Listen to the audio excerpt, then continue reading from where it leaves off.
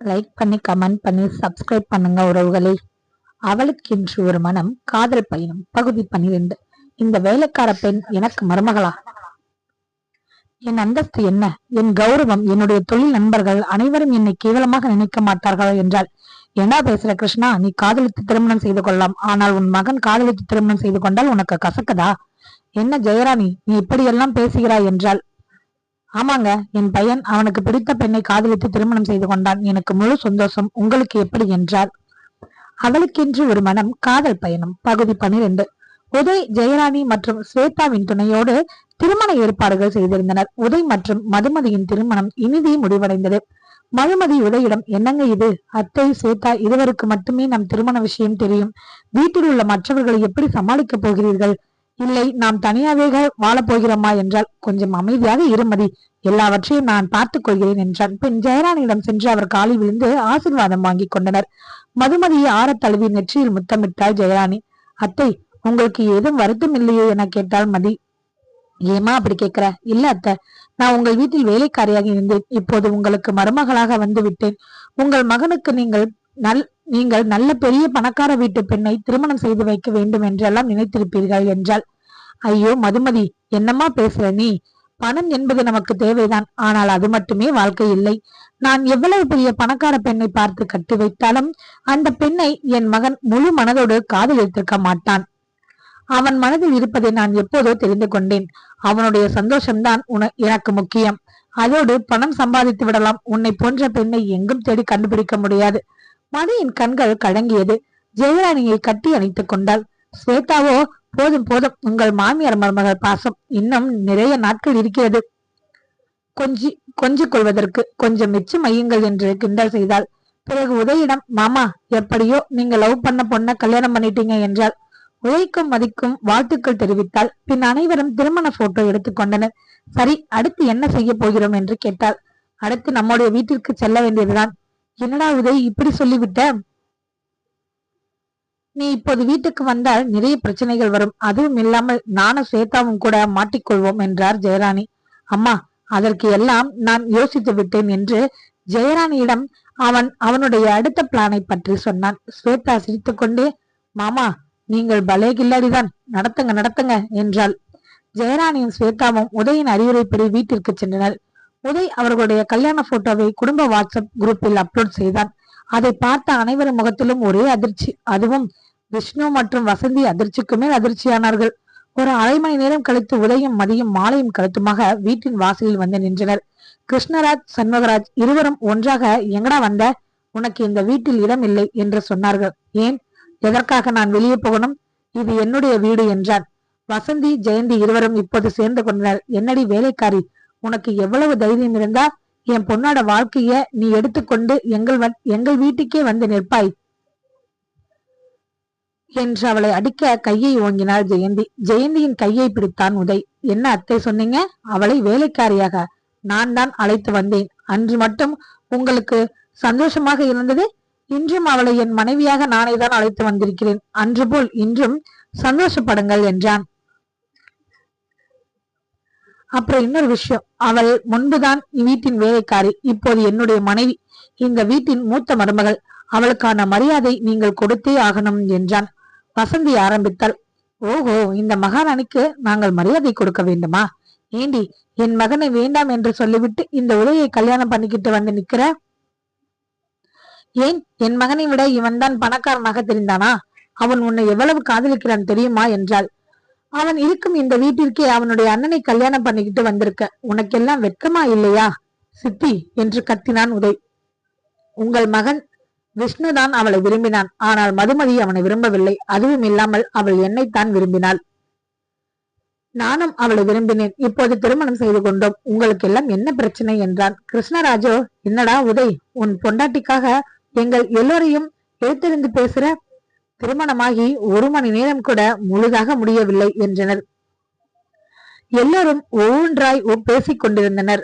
ஜெயராணி உதயின் பாட்டி வேணியுடன் ஆரத்தி தட்டோடு அங்கு வந்து நின்றாள். ஜெயராணியை பார்த்த கிருஷ்ணராஜ், ஏய் ஜெயராணி, என்ன இதெல்லாம் என்று கேட்டார். வேணி பாட்டி, என்ன கிருஷ்ணராஜ், ஏன் இப்படி கத்துகிறாய் என்றார். அம்மா, என்ன சொல்ல வரீங்க நீங்க? இந்த வேலைக்கார பெண் எனக்கு மருமகளா? என் அந்தஸ்து என்ன, என் கௌரவம், என்னுடைய தொழில் நண்பர்கள் அனைவரும் என்னை கேவலமாக நினைக்க மாட்டார்களா என்றார். என்னடா பேசுற கிருஷ்ணா, நீ காதலித்து திருமணம் செய்து கொள்ளலாம், ஆனால் உன் மகன் காதலித்து திருமணம் செய்து கொண்டால் உனக்கு கசக்குதா? அம்மா, என் மனைவிக்கும் இந்த வேலைக்காருக்கும் எவ்வளவு வித்தியாசம் என்றார். ஜெயராணி, என்ன பெரிய வித்தியாசம்? எனக்கு சொந்த பந்தங்கள், அண்ணன், தம்பி, அப்பா, அம்மா, கொஞ்சம் பணம், அவ்வளவுதான். ஓஹோ, நீங்கள் என் பின்புலம் தெரிந்துதான் காதலித்தீர்களா? என் மீது அன்பு இல்லையா என்றாள். ஜெயராணியின் கேள்விக்கு பதில் சொல்ல முடியாமல் வாயெடுத்து நின்றார். என்ன ஜெயராணி, நீ இப்படியெல்லாம் பேசுகிறாய் என்றாள். ஆமாங்க, என் பையன் அவனுக்கு பிடித்த பெண்ணை காதலித்து திருமணம் செய்து கொண்டான். எனக்கு முழு சந்தோஷம். உங்களுக்கு எப்படி என்றார். உதய் சொல்லிக் கொடுத்த சொற்கள் மாறாமல் அப்படியே பேசினார். ஜெயராணி, கிருஷ்ணராஜுக்கு என்ன பதில் சொல்வது என்று தெரியாமல் விழித்துக் கொண்டிருந்தார். ஆனால் வசந்தியின் கோபம் வெறியாக மாறியது. இவள் எனக்கு மருமகளாக வந்திருந்தால் நான் அமைதியாக இருப்பேன். இந்த உதயை திருமணம் செய்து கொண்டு என்னுடைய எண்ணங்களை குழி தோண்டி மண்ணை போட்டு புதைத்து விட்டாள். இந்த மதுமதி இவளை சும்மாவே விடக்கூடாது. இவள் இந்த வீட்டிற்கு வரவே கூடாது. பின் இவள் பணக்கார வீட்டின் வாரிசு என்று யாருக்கும் தெரியவே கூடாது. இப்போது என்னுடைய ஆட்டத்தை பாருங்கள் என்று மனதில் நினைத்தவள், ஏய் மதி, நீ இந்த வீட்டிற்குள் வந்தால் நாங்கள் வெளியே சென்று விடுவோம் என்றாள். ஏன் என்றாள் ஜெயராணி. இந்த மதுமதியை பார்க்கும் போதெல்லாம் என் மகன் விஷ்ணு மிகவும் வருத்தப்படுவான். அதை என்னால் தாங்கிக் கொள்ள முடியாது என்றாள். அதுதான் உங்கள் பிரச்சனை என்றால் இப்போதே வெளியே போங்கள் என்றார் வேணிப்பாட்டி. அம்மா, என்ன சொல்றீங்க நீங்க? இந்த வேலைக்காரிக்காக என் தம்பியின் குடும்பத்தை வெளியே போக சொல்கிறீர்களா என்றார் கிருஷ்ணராஜ். வேண்டுமானால் நீயும் வெளியே போடா கிருஷ்ணா. நீ மட்டும் இல்லை, மருமதை ஏற்க மறுப்பவர்கள் யாரும் இந்த வீட்டில் இருக்க வேண்டிய கட்டாயம் இல்லை என்றார் வேணிப்பாட்டி. அம்மா, இந்த வீடு நான் சம்பாதித்த சொத்து. இந்த வீட்டை விட்டு வெளியே போக சொல்ல யாருக்கும் உரிமை இல்லை என்றார் கிருஷ்ணராஜ். என்னடா கிருஷ்ணராஜ், எல்லாவற்றையும் மறந்து விட்டாயாம்? உன்னால் நம் தொழில் நஷ்டமாகிவிட்டது. அதற்காக நீ இந்த வீட்டை அடமானம் வைத்து விட்டாய். அதை மீட்க வழி இல்லாமல் இருந்த போது என் பேரன் உதய் தனி ஒரு ஆளாய் தொழிலில் கால் வைத்து இந்த சாம்ராஜ்யத்தை மேலே கொண்டு வந்தான். அதற்காக நீதான் இந்த வீட்டை அவன் பெயரில் எழுதி கொடுத்தாய். அது மட்டுமல்ல, இந்த வீட்டை மீட்பதற்கான பணத்தையும் நம் உதய்தான் சம்பாதித்து கொடுத்தான். அவன் இல்லை என்றால் நாம் யாரும் நன்றாகவும் வசதியாகவும் வாழ்ந்திருக்க முடியாது. இது அவனுடைய வீடு. அவன் சம்மதித்தால் மட்டுமே நாம் அனைவரும் இங்கே இருக்க முடியும். புரிகிறதா என்றால். வீட்டில் உள்ள அனைவருக்கும் இது தெரிந்த விஷயம்தான். ஆனால் கோபத்தில் இப்படி பேசிவிட்டனர். நான் எதையும் தவறாக நினைக்கவில்லை என்றான் உதய். அது மட்டுமல்ல, நீங்கள் எங்களை ஏற்றுக்கொள்ளவில்லை என்றால் நான் எனக்காக வாங்கிய வீட்டில் எங்களது வாழ்க்கையை தொடர்வோம். நீங்கள் யாரும் எங்கேயும் செல்ல வேண்டாம் என்றான் உதய். ஜெயராணி, என் மகன் இல்லாத வீட்டில் எனக்கும் இருக்க விருப்பமில்லை. நானும் என் மகனுடன் செல்கிறேன் என்றால். வேறு வழி இல்லாமல் அனைவரும் மனதில் உள்ள கோபத்தை மறைத்துக் கொண்டு சரி, ஏற்றுக்கொள்கிறோம் என்று கூறினார்கள். ஜெயராணி உதய்க்கும் மதுமதிக்கும் ஆரத்தி எடுத்து உள்ளே அழைத்து வந்தால். பின் பால் பணம் கொடுத்தனர். அம்மா, எனக்கு ஆபீஸில் முக்கியமான மீட்டிங், நான் சென்றே ஆக வேண்டும். நான் வரும் வரை மதுமதியை பத்திரமாக பார்த்துக் கொள்ளுங்கள் என்றான். என்ன உதய், என் மருமகளை நான் பத்திரமாக பார்த்துக் கொள்வேன். இதையெல்லாம் நீ சொல்லவே வேண்டாம் என்றாள். ஸ்வேதாவும் கூட சேர்ந்து கொண்டாள். மாமா, மதுமதியை நானும் பார்த்துக் கொள்வேன். நீங்கள் கவலை இல்லாமல் போய் உங்கள் வேலையை பாருங்கள் என்றாள். உதய் மகிழ்ச்சியுடன் சரி என்று அங்கிருந்து கிளம்பினான். மதுமதியை மாடியில் இருக்கும் அவன் அறைக்கு அழைத்துச் சென்றான். மதி, உள்ளே வா என்றான். மதி உள்ளே வந்ததும் அவளை பார்த்தான். என்ன மதி, கஷ்டமாக உள்ளதா என்றான். இல்லை உதய், இவ்வளவு நாட்களாக எனக்கு யாரும் இல்லை என்று நினைத்தேன். இன்று எனக்காக நீங்களும் அத்தை மற்றும் ஸ்வேதா, வேணிப்பாட்டி எல்லோரும் பேசினீர்கள். அதுவே எனக்கு ரொம்ப சந்தோஷமாக இருக்கிறது. எனக்காக இத்தனை பேர் இருக்கிறீர்கள். நான் அனாதை இல்லை. நீங்கள் அனைவரும் நினைக்கலாம் மதுமதிக்கு ஒரு அக்கா இருக்கிறாள் என்று. அவர்களை பற்றி பிறகு சொல்கிறேன். என்ன சொல்ற மதி? நான் இருக்கும் வரை நீ அனாதை கிடையாது. இப்போது மட்டுமல்ல, எப்போதுமே. புரிகிறதா என்று அவளை அன்பாக அணைத்துக் கொண்டான். அந்த அணைப்பில் காமம் இல்லை, அவனின் அன்பு மட்டுமே நிறைந்திருந்தது. அவளுக்கு அந்த அணைப்பிலிருந்து வெளியே வர விருப்பமில்லை. ஆனால் உதய் அவளை விடுவித்தான். ஏன் உதய் என்றாள். இல்லை மதிமா, எனக்கு ஒரு முக்கியமான மீட்டிங் இருக்கு. அதை முடித்தவுடன் வந்து விடுகிறேன். அதுவரை உனக்கு என்ன வேண்டுமானாலும் அம்மாவிடம் கேள். வேறு யாரிடமும் எதுவும் பேசாதே. அவர்கள் எல்லோரும் உன் மீது கோபத்தில் இருக்கிறார்கள். அப்புறம் மதி என்றவன் சொல்ல வந்ததை நிறுத்திவிட்டான். பின் அவன் ஆபீஸ் கிளம்பி விட்டான். அங்கு சென்று அவனுடைய மீட்டிங்கை முடித்தான். ஆனால் அவன் மனது மதியை நினைத்துக் கொண்டே இருந்தது. அப்போது ஜெயராணி போன் செய்தாள். உதயிடம் சொல்ல வேண்டியவற்றை சொல்லிவிட்டு சில புத்திமதிகளை கூறினார். அம்மா, என்ன சொல்றீங்க என்றான். நான் சொல்வதை கேள் என்றார். சரிம்மா என்றான். வீட்டிற்கு வந்தான் உதய். வந்தவுடன் அறைக்கு சென்றான். அங்கே மதுமதி சுருண்டு படுத்திருந்தாள். என்ன மதி, என்ன ஆச்சு? ஏன் இப்படி படுத்திருக்கிற என்றார். இல்லங்க, இந்த வீட்டில் நாம் தனியாக இருப்பது போல் தோன்றுகிறதே என்றாள். சரி வா மதி, வெளியே சென்று வருவோம் என்றான். எங்கே போக போகிறோம் என்றாள். வாடி போலாம் என்று அவனை தன் தோளோடு அணைத்து கொண்டு வெளியே வந்தான்.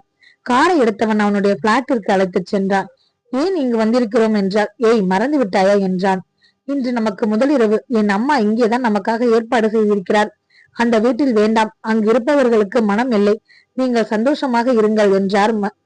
மதி, போய் பால் காய்ச்சி எடுத்து வா என்றான் உதய். அவன் கட்டளைக்கு இணங்க பாலை காய்ச்சி எடுத்து வந்தாள் மதி. மதியை பின் இழுத்து பின்னிருந்து அணைத்தவன் அவள் கழுத்தில் முத்தமிட்டான். மங்கை எவ்வளோ நாணத்தில் கண்ணம் சிவந்தாள்.